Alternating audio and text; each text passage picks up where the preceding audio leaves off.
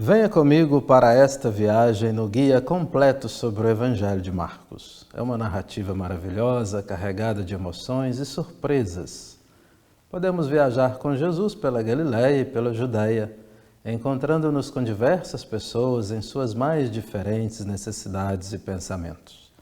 Marcos nos conduz com leveza e pressa, com suavidade e urgência, com cuidado e alguns avisos. Cabe a nós nos mantermos firmes para chegarmos ao final do caminho, compreendendo melhor as sutilezas desse brilhante evangelista. Ele é o primeiro, antes dele ninguém havia escrito um evangelho. Mateus, Lucas e João escreverão suas narrativas muito tempo depois de Marcos e ainda assim dependerão dele. Evangelho, no começo, não era uma palavra boa porque anunciava o nascimento dos governantes, os poderosos que dominavam o povo com altos impostos e explorações.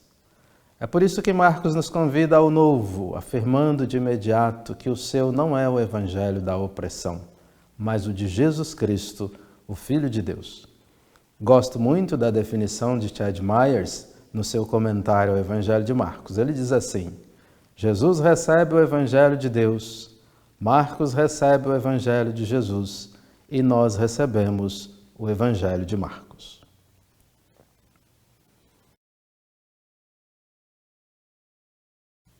Eis que esta é a melhor notícia. Por isso que João o Batista aparece primeiro, sendo apresentado antes de Jesus. Ele é a voz do que clama no deserto: preparai o caminho do Senhor. Eu compus uma canção sobre este texto. Escute depois deste vídeo para saborear melhor o Evangelho de Marcos. João recorda e vive como os profetas antigos. Ele nos faz lembrar de Elias e de Amós, de Miqueias e de Oséias. Chama a uma urgência de conversão. Ele e Jesus anunciam as mesmas coisas no Evangelho de Marcos: a conversão e o arrependimento. Ambos vão ao deserto. O João está lá e trabalha lá. Jesus vai, mas volta para os povoados e aldeias, realizando ali seu ministério e anunciando a boa nova do reino de Deus. Inaugura sua missão chamando 4 discípulos às margens do mar da Galileia.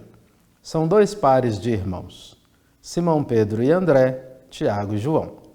Esses serão os que vão estar mais próximos de Jesus durante todo o seu caminho. Nós vamos junto com eles, conhecendo suas dúvidas, que serão as nossas, compartilhando sua coragem, que é modelo para nós, censurando suas insensibilidades, que são como as nossas, e aprendendo com Jesus, que é mestre deles e de cada um e cada uma de nós.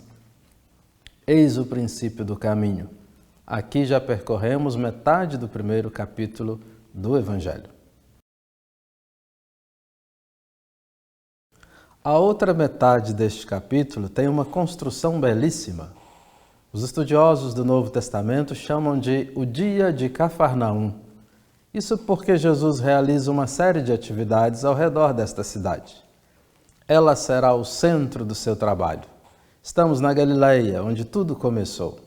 Ali é mais verde, mais ameno.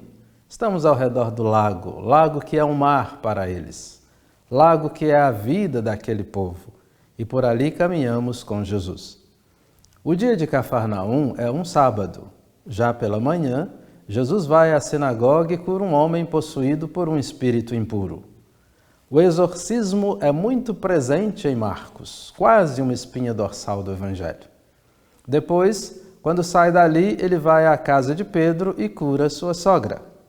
À tarde, cura um número muito grande de pessoas enfermas e expulsa demônios. À noite e pela madrugada, encontramos Jesus sozinho em oração, retirado. Esse foi o dia de Cafarnaum, um modelo, um esquema do que acontece em todo o Evangelho. Jesus anuncia a palavra, cura, recebe as pessoas e se retira para orar. Hoje, quando vivemos dias corridos e fazemos no mesmo dia o que deveríamos levar pelo menos 3, aprendemos de Marcos o caminho do silêncio, da oração e do desacelerar-se. Aprendemos a demora, uma palavra tão ausente e afastada do nosso cotidiano.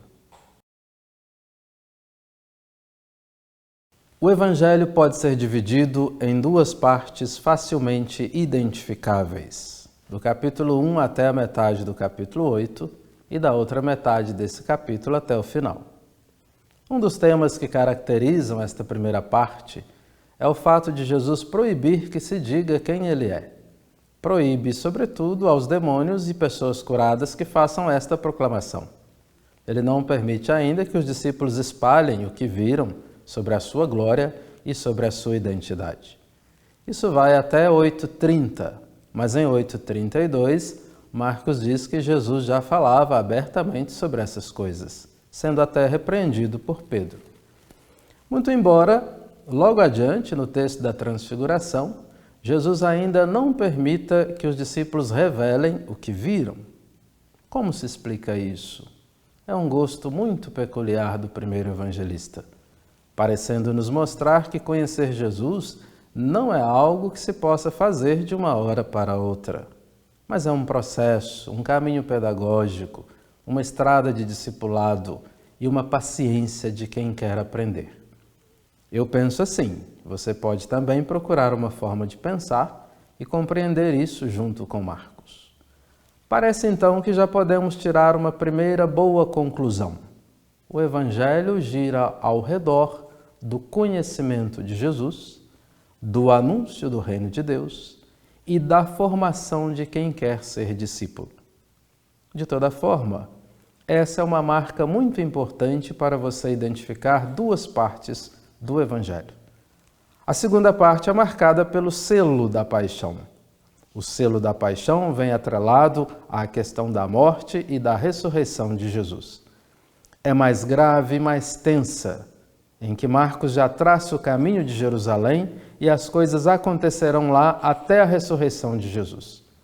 Não é difícil de entender, basta ter calma e dirigir sua leitura com atenção. Há outros pontos, no entanto, que também podemos considerar. Gosto muito do tema do caminho que Marcos espalha ao longo do Evangelho. Eu quero, inclusive, convidar você a sentir na pele essa energia que o evangelista imprime no seu texto. Eu vou citar alguns versículos para você em sequência. Depois você poderá ir ao texto e conferi-los. Deixarei a lista na descrição para você acompanhar em seu estudo. Veja como é vivo o modo de Marcos trabalhar a sua narrativa. Como afirmei no começo desta exposição, é muito claro isso para nós. São vários versículos diferentes, mas eu os falarei na ordem que aparecem no livro. Vamos lá? E logo o Espírito o impeliu para o deserto. Depois que João foi preso, veio Jesus para a Galileia. Caminhando junto ao mar da Galileia, viu Simão e André. Entraram em Cafarnaum e logo no sábado foram à sinagoga. E logo ao sair da sinagoga foi à casa de Simão Pedro. De madrugada, estando ainda escuro, ele se levantou e retirou-se para um lugar deserto. Entrando de novo em Cafarnaum, depois de alguns dias, souberam que ele estava em casa e tornou a sair para a beira-mar. E entrou de novo na sinagoga. Retirou-se com seus discípulos a caminho do mar. Depois subiu a montanha e voltou para casa. E começou de novo a ensinar junto ao mar. E disse-lhes, naquele dia, ao cair da tarde: passemos para a outra margem. E chegaram ao outro lado do mar. De novo, atravessando Jesus de barco para o outro lado, uma numerosa multidão o cercava. Saindo dali, foi para a sua pátria. E ele percorria os povoados circunvizinhos, ensinando. Logo em seguida, forçou seus discípulos a embarcarem e seguirem antes dele. Terminada a travessia, alcançaram terra em Genezaré. Saindo dali, foi para o território de Tiro. Saindo de novo do território de Tiro, seguiu em direção ao mar da Galileia, passando por Sidônia e atravessando a região da Decápole. E chegaram a Betsaida. Jesus partiu com seus discípulos para os povoados de Cesareia de Filipe. 6 dias depois, tomou consigo Pedro, Tiago e João e os levou sozinhos para um lugar retirado, uma alta montanha. Ao descerem da montanha, ordenou que não contassem o que tinham visto. Tendo partido dali, caminhava através da Galileia, e chegaram a Cafarnaum. Partindo dali, foi para o território da Judeia. Estavam no caminho, subindo para Jerusalém, e chegaram a Jericó. Ufa! Viu como até nos cansamos? Não há uma única palavra minha, é tudo narrativa de Marcos. Com isso, você experimentou o que te convidei no início deste vídeo, uma viagem com Jesus pela Galileia e pela Judeia. A passagem da primeira para a segunda parte do Evangelho revela elementos profundos para a nossa meditação do Evangelho de Marcos.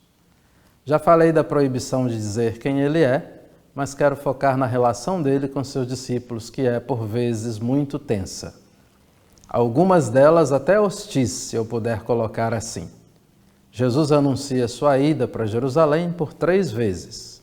Em cada uma delas, os discípulos parecem estar completamente desconectados do que seu mestre está anunciando.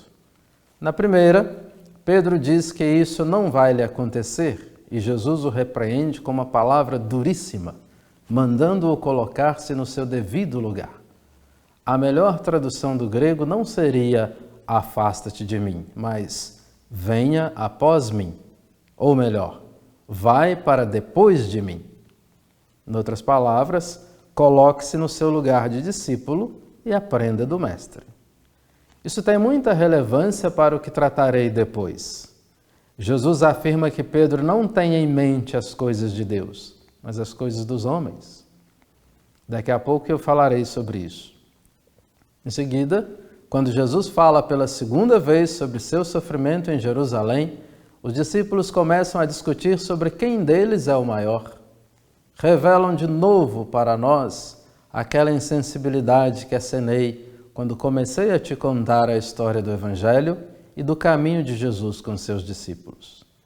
Na terceira vez que Jesus fala da sua morte, acontece algo semelhante. Tiago e João pedem a ele um lugar à direita e outro à esquerda na sua glória. Fica claro então que Marcos parece fazer questão de colocar aos nossos olhos o comportamento dos discípulos em relação a Jesus em um descompasso gritante. Como se não bastasse, quero te lembrar de um outro momento em que Marcos deixa isso claro para nós. Ele conta como João foi preso e morto por Herodes. Ao final, mostra que os discípulos de João foram lá e buscaram o corpo do Batista, sepultando-o. É como se Marcos nos convidasse a prestar atenção no que acontecerá quando Jesus morrer. Seus discípulos não vão estar lá. Jesus será sepultado por outra pessoa, quase desconhecida, José de Arimateia. Marcos nos conduz pelo seu Evangelho como se nos tomasse pela mão, vai guiando a nossa leitura sem quase aparecer, com discrição e objetividade. Lê melhor o Evangelho quem se deixa conduzir por ele. Marcos não aponta para si mesmo, mas para Jesus. Por isso, é um dos grandes catequistas do Novo Testamento, ensinando-nos como se deve fazer o anúncio do Reino de Deus. Indicar sempre Jesus e não a nós. Um dos pontos bem profundos do seu Evangelho é o fato de que ele nos mostra as 2 grandes dimensões da relação do ser humano com Deus. Eu diria que podemos chamá-las de dimensão divina e dimensão humana. O convite é para que possamos perceber, nas diversas personagens da narrativa, esse brilho ou essa falta de luz. No que diz respeito ao Senhor, nós confiamos inteiramente em sua palavra. Quanto aos seus adversários, não confiamos. E quanto aos seus discípulos? Algumas vezes sim e outras não. Com eles temos algumas reservas. Sempre teremos reservas com os discípulos. E o que Marcos nos apresenta como sendo atitudes que refletem a dimensão divina? A coragem, a renúncia, a lealdade a Deus, a fé, a diaconia ou serviço, o amar ao outro, o ser menor. Por outra parte, como dimensão humana e que precisa ser lapidada para crescer no conhecimento de Jesus, Marcos mostra o desespero, o medo, a lealdade a si, o apoderar-se do mundo, o ser maior, o proteger-se e o causar dano. Situações que atingem os próprios discípulos de Jesus. É uma belíssima catequese, exigindo de nós um olhar atento às personagens para sabermos em que momento estamos agindo conforme Deus ou conforme nossos próprios desejos.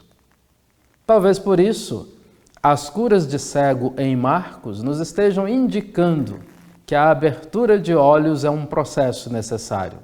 Um processo necessário para ampliar nosso horizonte e vermos com mais clareza o que Jesus quer de nós. Depois compare as duas curas mais significativas do Evangelho e reflita sobre o que estou dizendo agora. Eu entendo isso como uma enorme oportunidade de reavaliarmos e de nos reavaliarmos enquanto pessoas, enquanto quem busca no Evangelho a força da vida. O que você acha disso? Seria muito interessante que opinasse a respeito. Use os comentários, comente se você está mais do lado da dimensão divina ou da dimensão humana. Vai ser interessante meditarmos sobre isso. Coragem!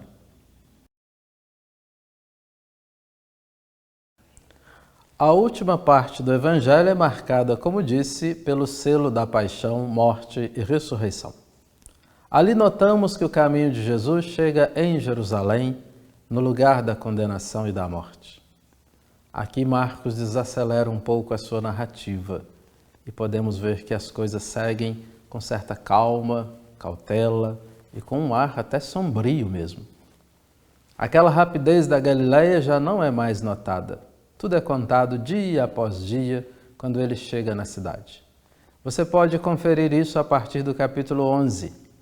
Ele entra no templo, olha tudo e depois vai para Betânia. Volta no outro dia e aí sim expulsa os vendilhões do templo. À tarde sai da cidade e novamente, no outro dia, volta a Jerusalém. Lá no capítulo 14, quando as hostilidades são abertas, vemos Jesus começar a preparar a sua Páscoa e depois se dirigir para o lugar da ceia. Você nota o clima de tensão, tudo narrado com calma, com alguma riqueza de detalhes e sutilezas do evangelista. Agora, no momento literalmente crucial, você vai perceber uma grande curiosidade.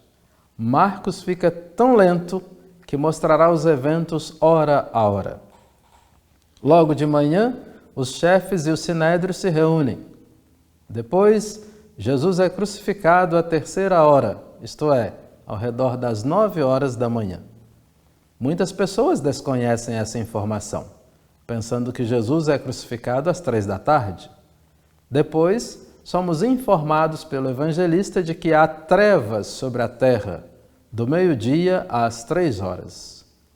Então, nessa última hora, morre Jesus, dando um grande grito, segundo Marcos. Silêncio. Marcos parece que escreve para cristãos estrangeiros, não judeus, vindos de outros povos. Por isso costuma explicar os costumes do judaísmo. Talvez estejamos diante de uma comunidade que busca sua própria identidade, fragmentada. Seus discípulos são, portanto, como que sua família. Marcos diz que Jesus escolheu os seus discípulos para que ficassem com ele, um gesto de carinho, aconchego e hospitalidade. Na comunidade de Marcos, sentimos-nos acolhidos por Jesus. Os discípulos só se separam dele para irem pregar, de resto, estão sempre perto. De modo muito peculiar, Pedro, Tiago e João formam um círculo mais íntimo ao redor do Senhor.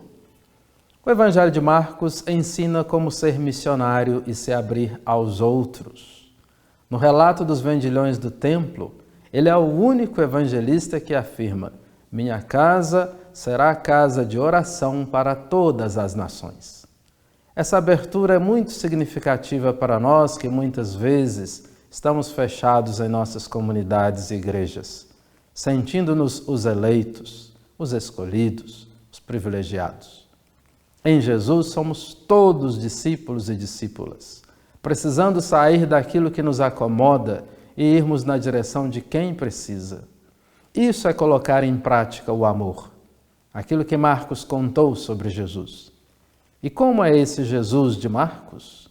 É uma personagem forte, vibrante, muito sensível, direto e não trabalha com meias palavras. É reconhecidamente alguém que tem autoridade.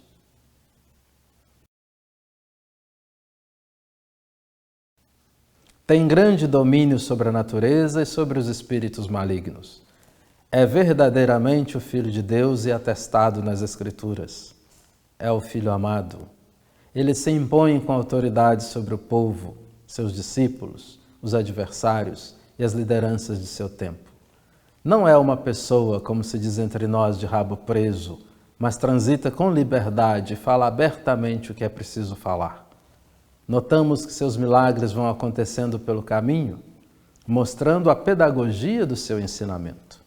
O tema da paixão e da cruz está sempre presente. É forte e norteia sua pregação. Jesus é como o servo do Senhor em Isaías, aquele que se submete ao Pai, dedicando sua vida e sua missão à causa da palavra da verdade. Aqui Marcos se parece muito com o Evangelho de João. Jesus é o Messias, aquele que devia vir e que pode instaurar o reino de Deus. Colocar-se no caminho com Jesus é querer ser alguém que amadurece na fé. Marcos não admite uma fé ingênua e descompromissada. Pelo contrário, é preciso crescimento constante e busca cotidiana para conhecer de fato a Jesus, o Senhor. Lembre-se, Jesus recebeu o Evangelho de Deus. Marcos recebeu o Evangelho de Jesus e nós recebemos o Evangelho de Marcos. Gratidão por assistir, dê seu like, compartilhe, volte a este vídeo e a outros do canal para entender a mensagem do Novo Testamento e as riquezas que a Palavra do Senhor traz para as nossas vidas.